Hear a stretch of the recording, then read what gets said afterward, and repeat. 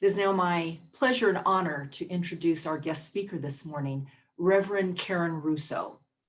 Reverend Karen is an ordained Centers for Spiritual Living minister and the award-winning author of The Money Keys. After training as a practitioner and minister with Dr. Michael Beckwith at the Agape Center, she served for over 10 years at the New Vision Center in North Phoenix. Today, Reverend Karen travels the world from her home in Scottsdale to work with spiritual seekers, coaches, and business owners who want both spiritual inspiration and practical tools to live with more peace, freedom, and abundance. Please welcome Reverend Karen Russo. Your spiritual rhythm: give, receive, reveal. So let's explore together, what does spiritual rhythm mean? And how do you have an even deeper understanding of the value and the power of a rhythmic approach to Thanksgiving? I'm Reverend Karen Russo, and I want to thank Reverend Sherry McCreary and the entire Creative Living Fellowship community for having me with this message. It's an honor to be with you all. So this idea of spiritual rhythm, it's connected to the principle of circulation. And you can see that image there, the infinity symbol, the giving and receiving. So circulation is a principle, meaning that it's a truth that can be tested. And our Science of Mind teaching is based on the application, study, and understanding of principles that are found across religion, science, philosophy. Circulation means that when it's happening, you know it, because there's vitality. So anything that's healthy, whether it's a human body or a community or a relationship, has healthy circulation, give and take. Your community often will start with Reverend Sherry asking, breathe. And breathing is a beautiful, powerful metaphor and symbol for circulation. We breathe in, we breathe out. And when we're in a healthy, rhythmic flow, whether it's in breath, whether it's in creation, whether it's in relating, there's something that happens where the natural and powerful creative energy of life itself, of which we are one, flows through us. So in circulation, there's a gift for us about our practice of gratitude. So as we close out this litany of Thanksgiving that you've been involved with, we're going to look at the rhythm, how our lives are built through action and experienced through awareness. So there's a rhythm there within spirit that is changeless and the humanity that we live in. So a couple things here: built through action, experienced through awareness. Changeless spiritual truth doesn't mean neutral, dead, passive. Changeless spiritual reality includes the harmony of yes and no, up and down, darkness and light. Changeless spiritual reality has paradoxically already complete and yet ever evolving. And there's something in us that knows this, and that's why we're grateful. That's why we're grateful as we remember the spiritual truth. And how we walk that out, or how we reveal that, is through living our human lives as an expression of spirituality. And that's where this understanding that we build through action and experience through awareness, and both are really important. And I want to make the caveat here that action includes spiritual action, such as prayer, meditation, visioning, practices, fellowship, community, worship. And awareness includes the stillness of meditation, but it's also being present in an active situation. When we're in awareness, it's the greater in us that is present during the ups and downs of human experience. So how does that relate to giving thanks? Giving is action. Giving is action. So let's talk about this a little bit. Giving is action.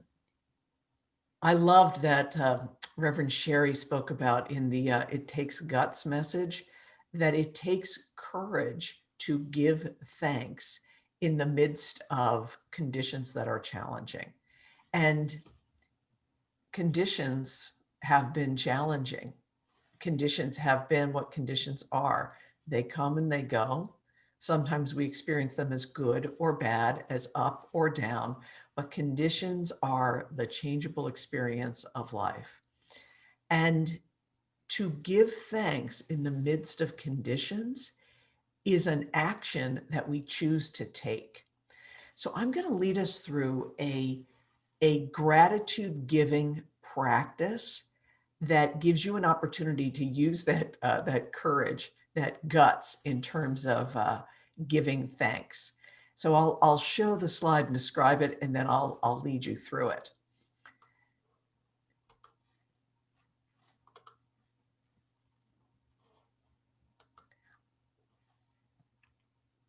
I call this practice guerrilla gratitude, meaning gorilla as in tough person's gratitude. And there's 3 components. So the first is giving thanks for what's not happening. And this is an interesting thing to do.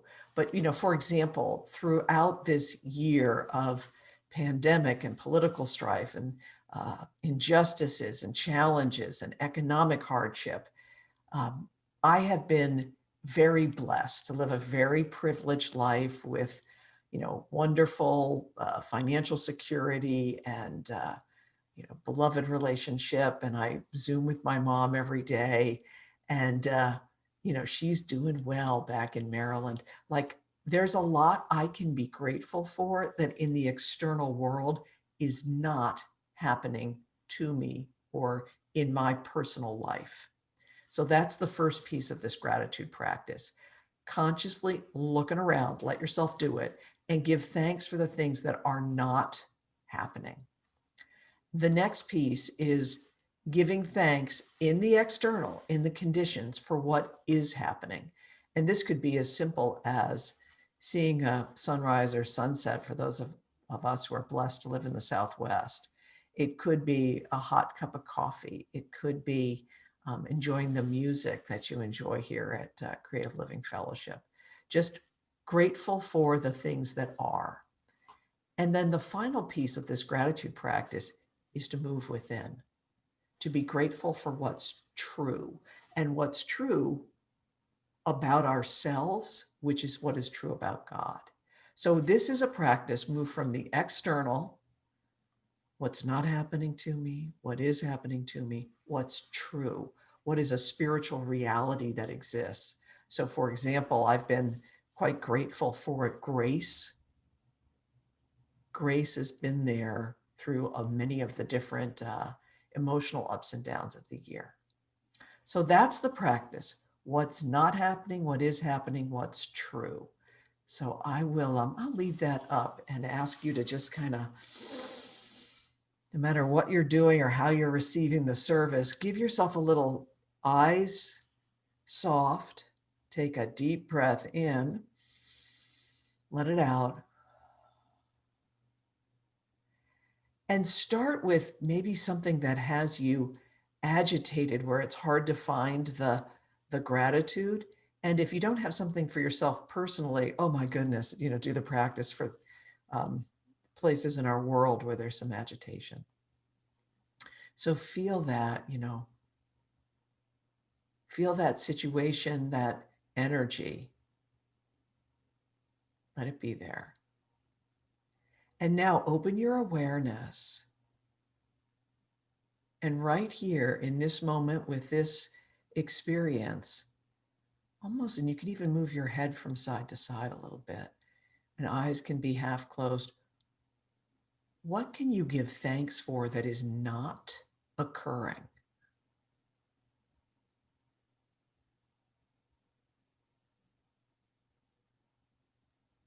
What pain, problem, challenge are you not experiencing?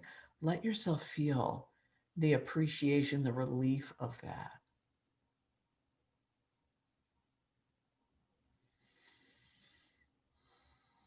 And then staying present and continuing a bit of a scan of conditions. Let yourself notice what is happening that you can give thanks for. And if you have to start with the smallest thing that you can hear and see and experience and be here for this message, just this, even if it's just the smallest thing, start with what you can be grateful for here. Feel how that lifts you up, the maturity and courage to give thanks for what is. And now bring your attention inward. You can almost close the eyes completely and bring the attention within. And feel in the midst of this, the changeless, the truth, the realities of being, spiritual qualities that you are grateful for because they are within you. Might be peace, might be a little inkling of joy, feeling of love or freedom, wholeness, grace, right action, beauty. What is true in this moment?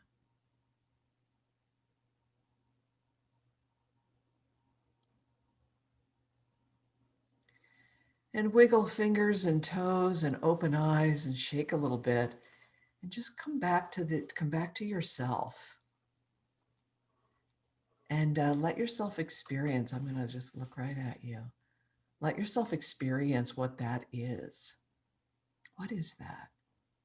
That capacity for you to give thanks in a ritualized way. What does that do for your consciousness? So congratulations on that. You are a generous giver of thanks. And doing that spiritual action, it starts to build a muscle of appreciation that gives you, just as Reverend Sherry said, the courage, the guts to be a thanksgiving individual. And we don't stop there. So the other piece about our practice is that if we've got a strong giving practice, we also want to have a strong receptivity practice. So receiving is awareness. Receiving is the being present. Gratitude, it like necessitates, it includes a sense of receptivity, because we can't be grateful for something we can't notice or experience or be aware of. So the sense of awareness, the insight about what is happening that activates our sense of gratitude, that goes to that piece about living each day to see what we can be aware of, that we can feel grateful in and for. So that was something I also felt that was beautiful in the messages this month, this idea that, our security does not come from circumstances. So we know that. And in today's world, in America, in this country, for many, things that seemed secure, like a government that does this, or a portfolio that does that, or a company that does this, or a healthcare system that does that. Like many of the institutions and things and people and systems, which never could give us spiritual security, are not even kind of behaving in ways that would give us kind of a mental and emotional security. We cannot rely on the things of this world to give us what they cannot. So the choice, the sweet, precious choice to live each day in an awareness of what we do have an experience, that is powerful. It's also powerful because it activates a sense of having. So this is you in your havingness. And you can see that some of my imagery comes from the work that I do in prosperity teachings. So, imagine this is you experiencing that sense of receptivity, of having, of appreciation. That's a critical part of the practice of Thanksgiving. And I'm going to say another word about having. So we cannot get any more of something than we are willing to have and experience for ourselves. And that's why Thanksgiving is such a powerful spiritual practice, is that it's not so much like, let's do Thanksgiving so we can accumulate more love or good or health or possessions or money or something. But it's this for us to be receptive, powerful beings, we need to have the ability to notice what is happening and enjoy it, to have it. That's a really, really important capacity. You cannot go get a relationship with someone else that you're not willing to have for yourself.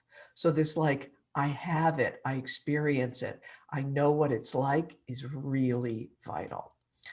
One of my dear teachers, also a teacher of Rochelle and Reverend Sherry, Dr. Michael Bernard Beckwith, used to say, the enlightened person is grateful for what others take for granted. The enlightened person is grateful for what others take for granted. So what is it that you have? Let yourself be a haver, a receiver. That's a powerful part of Thanksgiving. And this connects us to the piece where I'm calling it reveal, like reveal what's true. So the principle of unity. When we experience having and we realize that our havingness is a spiritual truth, that within us we have infinite, abundant reality, we are experiencing our oneness, our unity with the whole. And I use this image, which is, with our science of mind teaching symbol, the circle represents the eternal, no beginning, no end.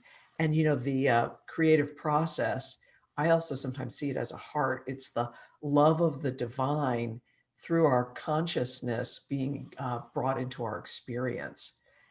So that principle of oneness, I'll tell you how I'm grateful that it's shown up for me.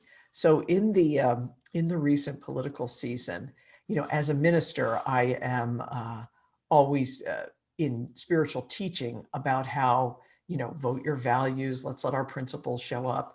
And as a personal citizen, I also was active doing a whole bunch of political activism in some of the campaigns. And so as I was doing phone calling or putting out signs or text banking or some of these other activities, there were times when, and maybe it's just me in this political season, but I would get this like energy of like, oh, things have got to go this way. I'm like dehydrated, but I've got to make some more calls, just this energy of like, have to get, have to do, have to do. And it was so important for me to put a pause on that timeout and to bring my spiritual awareness into whatever I was doing. Because absolutely, I felt guided to be active in, some promotion and some activity around particular campaigns and causes. And yet I was much better of service to the people I'm calling or the things that I'm doing when I was coming from unity, when I was seeing with the eyes of oneness. And that's what Reverend Sherry also said, is this like lovingness that comes from Thanksgiving, is we see one another with the eyes of oneness. And I had a good experience. We're all here on living our lives on Zoom and Skype and live streams and other stuff. And I was in the middle of one activity where there was some phone banking training, and there were many people on the screen, and some were easily understanding the technology and others not so much. And I could feel my desire to like tell people what to do in the chat or give this advice or talk. And I was like, let me be of service here. I am going to see with the eyes of oneness. So I'm sure some of you have done this too. I just went through every square in the Zoom gallery and just was like, I bless you, Mary Beth. I bless you, Ralph. I see you whole. Like I see you and me. I see there's like really just loving. And it brought this sense of like humor and joy and grace into my own experience. So I invite you, whatever your situations and circumstances that you are in, to operate with this sense of how can I see with the eyes of oneness? It activates a sense of gratitude that tells the truth about who we are. You see, when we're in Thanksgiving, when we're in that rhythm, we're giving through action, receiving through awareness. When we're in that rhythm of Thanksgiving, what we reveal is spiritual reality, which is the truth about you and me and all of us. And that's why the reading was selected, the You Belong to the Universe. So each and every one of us, I'm grateful for the truth of the divine, which is in me. I'm grateful that it's in you. I'm grateful that it's in all of us. Let your thanksgiving reveal who you are. So that is our beautiful conclusion of the Litany of Thanksgiving. I so appreciate being here with you and being in this beautiful creative conversation. So let us anchor this with a spiritual mind treatment. So join me, please, in prayer. Oh, so I'm so grateful to just turn to Mother, Father, God, one creative, infinite source, to recognize that the one life of God is all grace, all generosity, all love, power, truth, wholeness, freedom, abundance, beauty, peace. God is, and God is all there is, as me, as all. And so this word is a celebration for all who connect to this prayer, the entire community of the Creative Living Fellowship.